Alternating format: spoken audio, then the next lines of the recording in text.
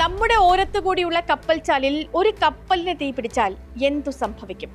ഭയപ്പെടുത്തരുത് എന്ന സാമാന്യ മര്യാദ പാലിക്കുമ്പോഴും ചിലതൊക്കെ പറയാതെ വയ്യ. ആ കത്തിയ കപ്പലിലുള്ള 134 കണ്ടെയ്നറുകളിൽ അതീവ ഗുരുതര രാസവസ്തുക്കളുണ്ട്. അതിൽ 17 കണ്ടെയ്നറുകളിൽ പൈരിഡീലിയം എന്ന കൊടും കീടനാശിനിയാണ്. ചെറു ചൂടേറ്റാൽ തന്നെ നിന്നു കത്തും. മറ്റൊരു കണ്ടെയ്നറിൽ അതീവ മാരകമായ ഈഥൈൽ കാർബണോ ക്ലോറിഡേറ്റ്, ഇതിനെ ഈഥൈൽ ക്ലോറോഫോർമേറ്റ് എന്നും പറയും. ദ്രാവക രൂപത്തിലുള്ള ഇവ എണ്ണ പോലെ കത്തിപ്പടരും. കുറച്ചൊന്നുമല്ല, 27 ടൺ ഈഥൈൽ ക്ലോറോഫോർമേറ്റ് ആണ് ആ കപ്പലിലുള്ളത്. മറ്റ് 2 കണ്ടെയ്നറുകളിലുള്ളത് ഡൈമീഥൈൽ സൾഫൈറ്റ് ആണ്, അതായത് മെഥനോളും സൾഫ്യൂരിക് ആസിഡും ചേർന്ന രാസവസ്തു. എൻവയോൺമെന്റലി ഹസാർഡ് ആൻഡ് ഹൈലി പോയിസണസ് എന്നാണ് വിശേഷണം തന്നെ. പരിസ്ഥിതിക്ക് കോട്ടമുണ്ടാക്കുന്നതും കൊടിയ വിഷവും എന്നർത്ഥം. സ്പോട്ട്ലൈറ്റ് ആരംഭിക്കുകയാണ് കടലിൽ വിഷം കലക്കുന്ന കൊടിയ അനാസ്ഥ.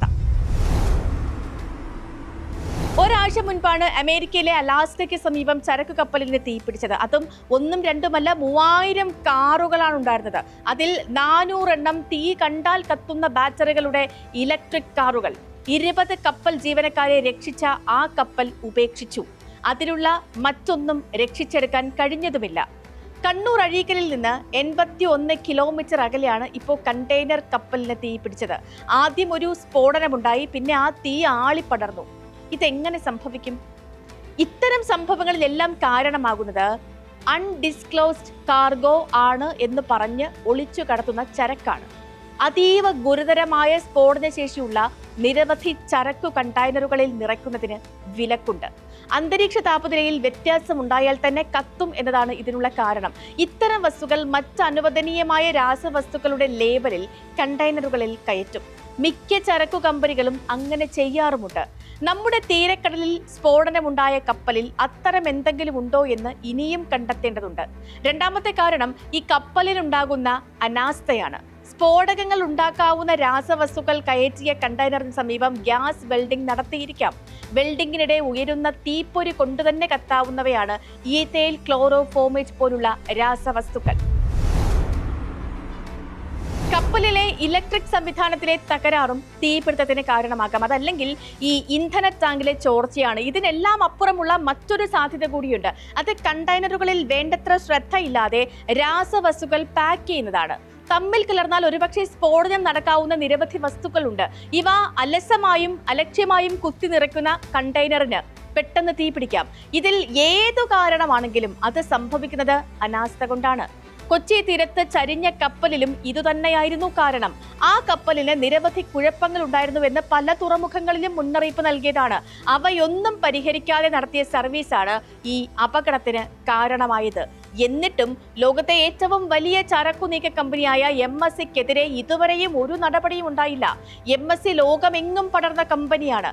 ഇപ്പോൾ തീ പിടിച്ച വാൻഹായ് കപ്പൽ ലോകത്തിലെ ഏറ്റവും വലിയ കണ്ടെയ്നർ ഫ്ലീറ്റിന്റെ ഭാഗം.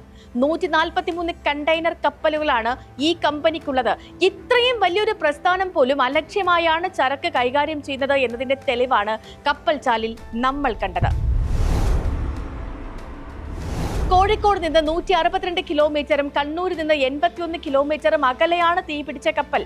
അന്തരീക്ഷത്തിലൂടെ അപകടങ്ങളൊന്നും വരില്ല എന്ന് ആശ്വസിക്കാം. എന്നാൽ അപകടത്തിന് പിന്നാലെ 22 കണ്ടെയ്നറുകൾ കടലിൽ വീണു. അവ തൃശൂർ മുതൽ മംഗലാപുരം വരെ ഏതു തീരത്തും എത്താം. തീ അണയ്ക്കാനുള്ള ശ്രമങ്ങൾക്ക് തിരിച്ചടിയാകുന്നത് ആവർത്തിക്കുന്ന സ്ഫോടനങ്ങളാണ്. തീ പടരുന്നതിനൊപ്പം കൂടുതൽ കണ്ടെയ്നറുകൾ പൊട്ടിത്തെറിക്കുന്നുണ്ട്. ഈ സ്ഫോടനങ്ങളിൽ നിരവധി കണ്ടെയ്നറുകൾ തെറിച്ച് കടലിൽ വീഴാം. ഇപ്പോ ഭയപ്പെടേണ്ട കാര്യമില്ലെങ്കിലും കരുതിയിരിക്കേണ്ടതുണ്ട്. രാജ്യാന്തര കപ്പൽ ചാലിൽ ഇത്ര കൊടിയ രാസവസ്തുക്കൾ കലർന്നാലുള്ള അപകടമുണ്ട്. കപ്പലുകൾക്ക് മാറി സഞ്ചരിക്കേണ്ടി വരും. എന്നാൽ അതിനുമപ്പുറം കടലിലെ ആവാസ വ്യവസ്ഥയെ അത് ബാധിക്കാം. രാസ സാന്നിധ്യമുള്ള കടലിൽ നിന്ന് മത്സ്യങ്ങളും മറ്റ് കടൽ ജീവികളും കൂട്ടത്തോടെ മാറിപ്പോകും. ഇത് മീൻപിടുത്തത്തെ ഉലയ്ക്കും. ബേപ്പൂർ മുതൽ മംഗലാപുരം വരെയുള്ള തീരങ്ങളിൽ നിന്ന് മീൻപിടുത്ത ബോട്ടുകൾ പോകുന്ന ഇടത്താണ് അപകടം. ഇപ്പോൾ ട്രോളിംഗ് നിരോധനമുള്ള സമയമാണ്. വലിയ ബോട്ടുകൾക്ക് കടലിൽ പോകാൻ വിലക്കുണ്ട്. ചെറിയ വള്ളങ്ങളിൽ തീരക്കടലിൽ മാത്രമാണ് മീൻപിടുത്തം. അതുകൊണ്ട് തന്നെ ഈ 2 അപകടവും ഉടനെ തൊഴിലിനെ ബാധിക്കില്ല.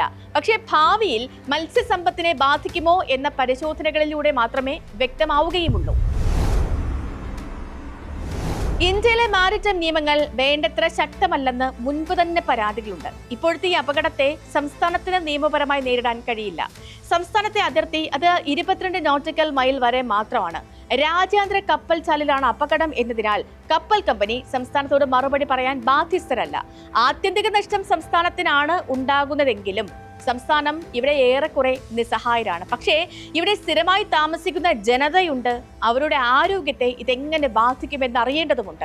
മേൽക്കീഴ് നോട്ടമില്ലാതെ അമിത ലാഭം മാത്രം ലക്ഷ്യമിട്ടുള്ള ചരക്കു നീക്കമാണ് എങ്ങും നടക്കുന്നത്.